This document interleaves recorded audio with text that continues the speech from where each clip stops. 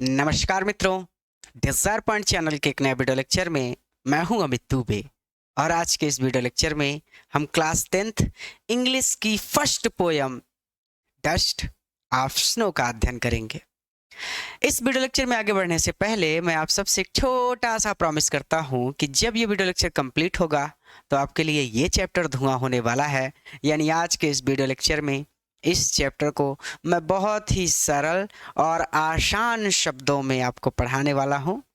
और आज के बाद ये चैप्टर आपके लिए बहुत बहुत बहुत ही ज़्यादा सरल हो जाएगा, या फिर मैं ऐसे कह सकता हूं कि आज के बाद आपको इस चैप्टर को दोबारा पढ़ने की ज़रूरत नहीं पड़ेगी। चलिए अपने चैप्टर पर चलते हैं। जैसा कि आप देख सकते हैं, आपकी पोयम का नाम है डस्ट ऑफ स्नो।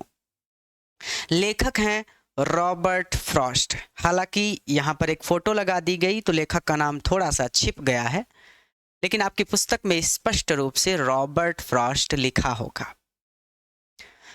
तो देखिए इसका मतलब क्या होता है।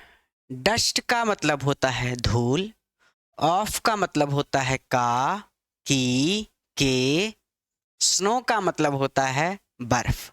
अब हिंदी तो हम सीधा पढ़ते हैं, लेकिन जब हम इंग्लिश पढ़ते हैं तो हम उल्टा पढ़ते हैं। यानी हमको डस्ट ऑफ स्नो नहीं पढ़ना है, हमको पढ़ना है स्नो ऑफ डस्ट। तो स्नो का मतलब होता है बर्फ, ऑफ का मतलब होता है के, तो यहाँ पर की होगा बर्फ की डस्ट, बर्फ की धूल। अब ये कैसा अटपटा नाम है। बर्फ कब से धूल होने लगी? तो बेटा जब आसमान से बर्फ गिरती है तो छोटे छोटे कणों के रूप में आसमान से बर्फ गिरती है। आपने मूवीज वगैरह में या फिर टेलीविजन पर ऐसा दृश्य देखा होगा।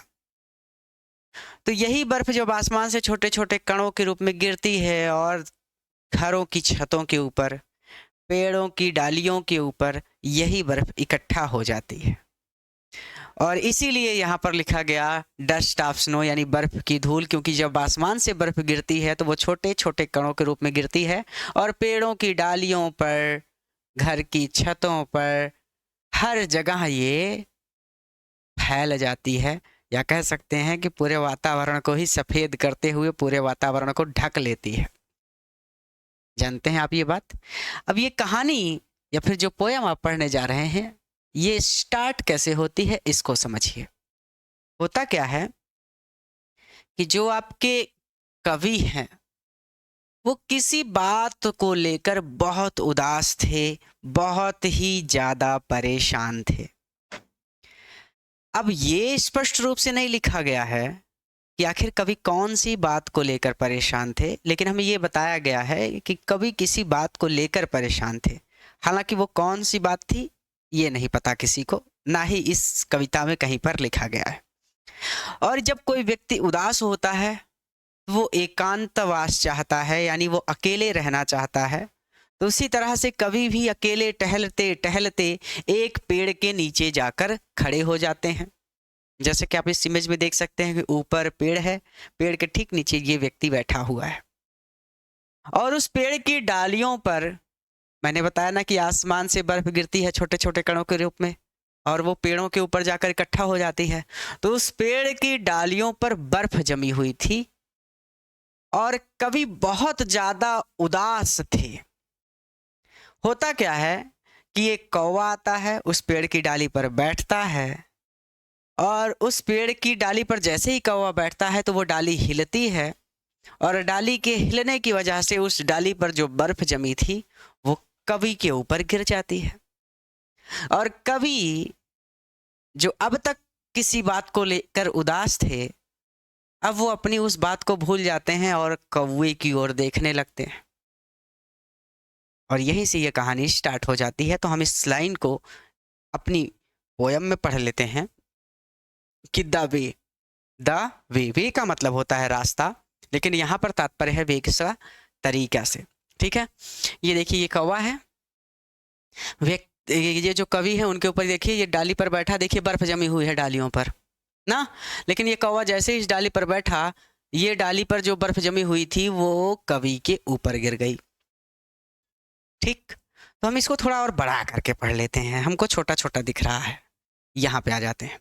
डस्ट ऑफ स्नो, बर्फ की धूल। द वे का मतलब होता है तरीका। आमतौर पर वे का मतलब होता है रास्ता, लेकिन यहाँ पर वे का मतलब है तरीका। द वे, जिस तरीके से।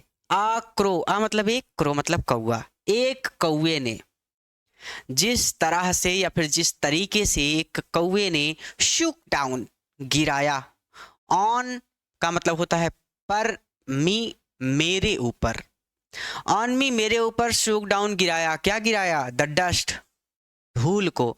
ऑफ स्नो, बर्फ की धूल को गिराया। जिस तरह से एक कौवे ने मेरे ऊपर बर्फ की धूल को शूक डाउन किया, बर्फ की धूल को गिराया। फ्रॉम का मतलब होता है से, कहाँ से? अ हेमलॉक ट्री, एक हेमलॉक के पेड़ से। अब आपकी पुस्तक में हेमलॉक का मतलब लिखा होगा धतूरे का पेड़, लेकिन धतूरा नहीं होता है इसका मतलब। धतूरे का पेड़ तो छोटा सा होता ही है। आप अगर गाँव में रहते हैं, या फिर आप गांव में नहीं रहते, शहर में रहते हैं, तो अपने पिताजी से पूछिए, वो आपको बताएंगे धतूरे का पेड़ मुश्किल से इतना बड़ा होता है, मुश्किल से इतना बड़ा। ये मान के चलिए, बस मैं बोर्ड पे दिखा रहा हूँ, इतना बड़ा होता होगा, इससे बड़ा नहीं होता होगा। आपकी कमर से ऊपर नहीं जा सकता वो पेड़। तो कहने का मतलब, हेमलॉक का मतलब अगर धतूरे का पेड़ है, तो आप ही कल्पना कर सकते हैं कि क्या कभी ऐसे एकदम झुक गए होंगे और इंतजार कर रहे होंगे कि कौआ आके बैठे? नहीं, ऐसा संभव नहीं है। हेमलॉक का जो पेड़ होता है, ये पहाड़ों पर होता है, एक बहुत बड़ा पेड़ होता है ये। और हेमलॉक के पेड़ को हेमलॉक का पेड़ ही कहते हैं, उसका नाम ही हेमलॉक है। जैसे मेरा नाम अमित दुबे है, तो आप अमित दुबे ही कहेंगे मुझे, तभी मैं सुनूंगा। ठीक है, अब अमित दुबे की जगह कोई और नाम लेकर आप बुलाएंगे, शिवम दुबे या फिर राहुल दुबे, तो मैं नहीं सुनूंगा। बात समझ रहे हैं आप? तो वही बात यहाँ पर भी है। तो हेमलॉक के पेड़ को आप कभी भी धतूरे का पेड़ नहीं बोलेंगे, क्योंकि धतूरे का पेड़ बहुत छोटा होता है। हाँ, अब आपके मन में एक प्रश्न उठ सकता है कि सर, जब धतूरे का पेड़ नहीं होता, तो धतूरे का पेड़ किताब में क्यों लिखा है? देखिए, धतूरा जो है ना, ये एक विषैला, एक तरह से कह सकते हैं कि नशीला पौधा है। उसका फल अगर आप खा लें तो पूरा दिन आप सोते रहेंगे। बहुत बहुत बहुत ज्यादा उसमें नशा होता है। तो नशा जो होता है ना, वो आपको एक तरह से सुला देता है, विष एक तरह से कह सकते हैं उसको। और उस हिमलॉक के पेड़ को विष की तरह यूज किया गया है, अर्थात दिखाया गया है कि जैसे जब जीवन में समस्याएं आती हैं, तो वो विष की तरह होती हैं। वो हमें झकझोर कर रख देती हैं, अंदर से हमें एकदम खोखला कर देती हैं। नशा जो होता है वो भी आपको अंदर से खोखला कर देता है। शराब पीने वाले व्यक्ति देखिए, जो नशा करते हो, एकदम दुबले पतले होंगे, पूरा शरीर खत्म हो गया होगा उनका। उसी तरह से जो बहुत टेंशन में रहता हो, जिसके बहुत ज़्यादा समस्याएं हो, जिसकी आर्थिक स्थिति अच्छी ना हो, उसका भी शरीर देखिए, वो भी एकदम दुबला पतला होगा, बहुत ऐसा लगेगा कि जैसे कुपोषित हो गया है। तो यहाँ पे इस हेमलॉक के पेड़ का जो मतलब है, वो है विष से, नशे से। और नशा केवल एक नशा नहीं होता, नशा और भी होता है। नशा का मतलब जीवन में जब समस्याएं आती हैं, जब परिस्थितियां विपरीत होती हैं, तब भी व्यक्ति बहुत संघर्ष करता है। तो अब ये मैं बात घुमा फिरा कर नहीं कहूँगा, मैं अपनी बात को सीधा लाइन पर ले आऊँगा कि from a hemlock tree, hemlock के पेड़ से। ये हेमलॉक लिखा है ताकि यहाँ पर आपको दिखाया जा सके कि जो पेड़ है वो विषैला है, और जब जीवन में समस्याएं आती हैं तो वो भी विष की तरह होती हैं। ठीक है, नशीला पेड़ होता है एक। ठीक है, नशा जहर ही है, विष ही है नशा। हालांकि जो लोग नशा करते हैं उनको उसमें आनंद मिलता है। चलिए, द वे, जिस तरह से। मैं अपनी लाइनों को स्पष्ट करूंगा, आप हेमलॉक के पेड़ को हेमलॉक का पेड़ ही बोलेंगे, गलती से भी आप धतूरे का पेड़ नहीं कहेंगे। आप हेमलॉक का पेड़, हेमलॉक ट्री जो चाहे कह सकते हैं, लेकिन धतूरे का पेड़ नहीं कहेंगे। द वे, जिस तरह से। अक्रो, एक कौवे ने। शुक डाउन ऑन मी, इस लाइन का मतलब हो गया शुक डाउन, गिराया, ऑन मी मेरे ऊपर, मेरे ऊपर गिराया, क्या गिराया? द डस्ट, धूल को। ऑफ स्नो, बर्फ की धूल को गिराया। फ्रॉम का मतलब होता है से, मतलब एक हेमलॉक के पेड़ से।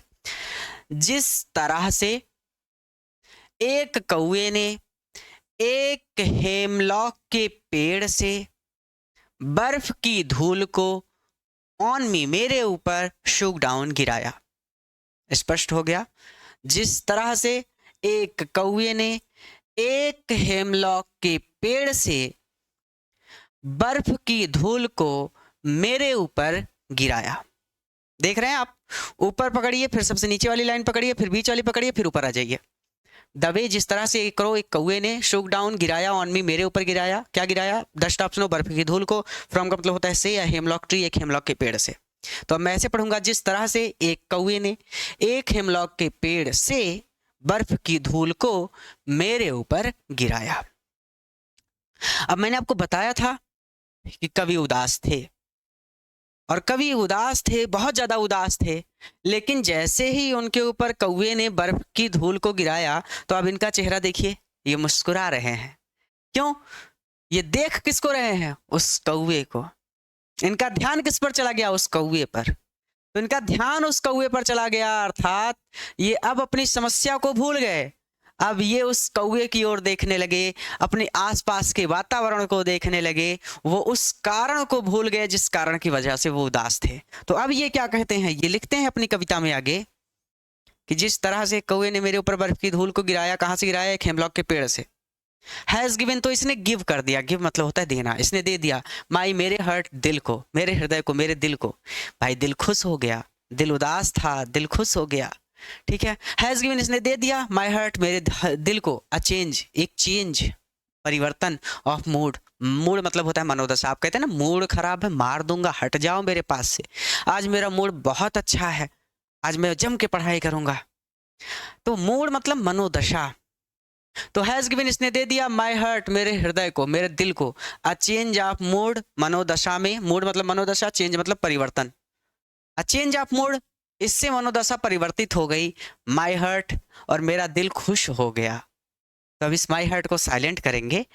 Has given a change of mood, इससे मेरी मनोदशा चेंज हो गई, मेरी मनोदशा परिवर्तित हो गई। यानी माई हर्ट को हम साइलेंट कर देंगे, क्योंकि इसको कहने का कोई मतलब नहीं है। माई hurt a change of mood, आप चाहे कहे मेरा दिल खुश हो गया, या फिर मेरा मूड खुश हो गया, फिर मेरा मूड ठीक हो गया। तरह तरह से कहने से अच्छा है कि आप एक ही लाइन में एक ही बात को कहें कि हैज़ गिवन, इसने दे दिया, अ चेंज ऑफ मूड, मेरी मनोदशा में परिवर्तन कर दिया, अर्थात इससे मेरी मनोदशा बदल गई। इन दोनों लाइनों का मतलब होगा has given my hurt a change of mood, इससे मेरी मनोदशा बदल गई, चेंज हो गई। तो हैज़ गिवन माई हर्ट यानी इससे, किससे? उस कौवे की इस हरकत से, जो डाली पर बैठा, डाल हिली और बर्फ की धूल मेरे ऊपर गिर गई। तो कौवे ने ये जो हरकत की, इस हरकत ने चेंज ऑफ मूड दे दिया मुझे, अर्थात मेरी मनोदशा को बदल दिया, या फिर कह सकते हैं कि इससे मेरी मनोदशा बदल गई। क्लियर? एंड और सेव्ड, बच गया। सम मतलब कुछ, पार्ट मतलब हिस्सा, और कुछ हिस्सा बच गया। ऑफ अ डे, उस दिन का। आई हैड रूड, आई मैंने, हैड रूट कर दिया था, जिसको मैंने दुखी रहकर रूट कर दिया था, बर्बाद कर दिया था। इसका मतलब समझिए। जैसे अब इस लाइन को समझने के लिए मैं आपको एक छोटा सा एग्जांपल देता हूं कि मान के चलिए ये आप हैं और आपके पास एक छोटा सा फोन है, ठीक है? और जैसे ही आप 7 बजे सोकर उठते हैं, ये फोन है आपका, आप सुबह 7 बजे सोकर उठते हैं और आपका ये फोन आपसे टूट जाता है। तो जब फोन टूट जाएगा तो आप उदास हो जाएंगे। अब आपकी हालत जो होगी वो एकदम उदास होगी, आप एकदम रोते रहेंगे, दिन भर टेंशन में रहेंगे कि फ़ोन टूट गया, अब गेम कैसे खेलेंगे, इंस्टाग्राम पे रील्स कैसे देखेंगे, दोस्तों से बात कैसे करेंगे। तो अब आप उदास हैं। लेकिन जैसे ही दोपहर के 11 बजते हैं, आपके पापा आपको एक नया फ़ोन ला कर दे देते हैं। एकदम ये न्यू फ़ोन है और महंगा वाला, मान के चलिए आईफोन है। अब तो आप खुश हो जाएंगे एकदम मस्त। अब आप स्टेटस लगाएंगे, दुनिया को वो फोन दिखाकर दुनिया को जलाएंगे, नए नए रील्स बनाएंगे, नए नए वीडियोस देखेंगे, अपने सभी दोस्तों को बताएंगे कि मुझे आईफोन मिल गया। तो आप बताइए कि अब आप उस पुराने फोन को लेकर रो रहे होंगे या नया फोन मिलने की खुशी मना रहे होंगे? जाहिर सी बात है कि पुराने फोन की तो अब याद भी नहीं आएगी, अब नए फोन मिल गया ना। तो कहने का मतलब कि 7 बजे से 11 बजे तक, 7, 8, 9, 10, 11, यानी दिन के 5 घंटे सुबह 7 बजे से दोपहर 11 बजे तक ये 5 घंटे आप बहुत उदास रहे होंगे, खूब रोए होंगे। लेकिन बाकी के जो 19 घंटे बच गए आपके, क्योंकि दिन में होते हैं टोटल कितने घंटे, 24 घंटे का दिन होता है। बाकी के जो 19 घंटे बच गए आपके, उसमें आप एकदम खुशी मनाएंगे, दुनिया को बताएंगे कि आपको नया फ़ोन मिला है, बड़ा महंगा फ़ोन मिला है। तो मेरे कहने का मतलब ये है कि जो दिन होता है वो 24 घंटे का होता है। तो हालांकि आप 5 घंटे उदास थे पूरे दिन में, लेकिन बाकी के बचे 19 घंटे आप खूब इंजॉय करेंगे, अपने दोस्तों को बताएंगे कि आपको नया फ़ोन मिला है। हो सकता है आप इतने खुश हो जाएं कि रात को आपको नींद भी ना आए, रात को भी आप मोबाइल ही चलाते रहें कि अरे इसमें नया फंक्शन कौन सा है। तो वही कहानी हुई कवि के साथ कि वो किसी बात को लेकर, मान के चलिए उनका फ़ोन टूट गया होगा मान लो, तो 5 घंटे तो वो उदास थे, लेकिन उनको जब नया फ़ोन मिल गया तो बाकी के जो 19 घंटे बचे वो पूरे 19 घंटे खूब इंजॉय करेंगे, मस्त से अपना जीवन काटेंगे। तो हालांकि कवि का फ़ोन नहीं टूटा था, वो किसी बात को लेकर परेशान थे। ये तो मैंने आपको एग्जाम्पल दिया, ठीक है। तो बात स्पष्ट हो गई कि जो दिन होता है वो 24 घंटे का होता है। तो 5 घंटे भले ही आप उदास रहे हों, लेकिन बाकी के 19 घंटे आपके पास अभी भी हैं। तो ये 19 घंटे अभी भी बचे हुए हैं आपके पास। इन 19 घंटों में आप जो चाहें वो कर सकते हैं। तो वही वो भी कह रहे हैं कि एंड सेव्ड, और बच गया सम पार्ट, कुछ हिस्सा ऑफ डे, उस दिन का, और उस दिन का कुछ हिस्सा बच गया। आई हैड रूट, जो मैंने रूट कर दिया था, जो मैंने दुखी रहकर बर्बाद कर दिया था। फिर से देख लेते हैं। Has given my hurt a change of mood, इसका मतलब मैंने आपको बताया था, इससे मेरी मनोदशा बदल गई। एंड सेव्ड, और बच गया सम पार्ट, कुछ हिस्सा, और कुछ हिस्सा बच गया ऑफ अ डे, उस दिन का। आई हैड रूट, जो मैंने दुखी रहकर बर्बाद कर दिया था, और उस दिन का कुछ हिस्सा बच गया जो मैंने दुखी रहकर बर्बाद कर दिया था। तो आप इसको देख सकते हैं। एक बार फिर से मैं रिवीजन करा देता हूं कि जिस तरह से एक कौवे ने एक हेमलॉक के पेड़ से बर्फ की धूल को मेरे ऊपर गिराया, has given my heart a change of mood, इससे मेरी मनोदशा बदल गई। And saved some part of a day I had rued, और उस दिन का कुछ हिस्सा बच गया जो मैंने दुखी रहकर बर्बाद कर दिया था। लेखक हैं आपके रॉबर्ट फ्रॉस्ट। तो आपकी पोएम यहीं पर कंप्लीट होती है। उम्मीद करता हूं कि आपको ये चैप्टर समझ में आया है। इस चैप्टर के क्वेश्चन आंसर के नोट्स के लिए स्क्रीन पर जो नंबर चल रहा है उस पर आप कॉल कर सकते हैं, या फिर व्हाट्सएप पर मैसेज कर सकते हैं और नोट्स मांग सकते हैं। आपको नोट्स मिल जाएंगे क्वेश्चन आंसर के। और इस वीडियो को अपने मित्रों के साथ भी शेयर करिए ताकि वो भी इससे लाभ ले सकें। नए हैं तो चैनल को सब्सक्राइब करिए ताकि आप आसान तरीके से सरल भाषा में एक एक लाइन को अच्छी तरह से समझ के पढ़ सकें और कहीं पर भी आपको कोई दिक्कत ना हो। अगले वीडियो लेक्चर में किसी नए चैप्टर के साथ मैं आपसे फिर से मिलता हूं। पूरा वीडियो देखने के लिए आप सबका धन्यवाद। और हाँ, इस वीडियो को अपने मित्रों के साथ ज़रूर शेयर कीजिएगा, क्योंकि जब आप वीडियो को शेयर करते हैं तो मुझे बहुत अच्छा लगता है। आप सभी को नमस्कार, जय हिंद।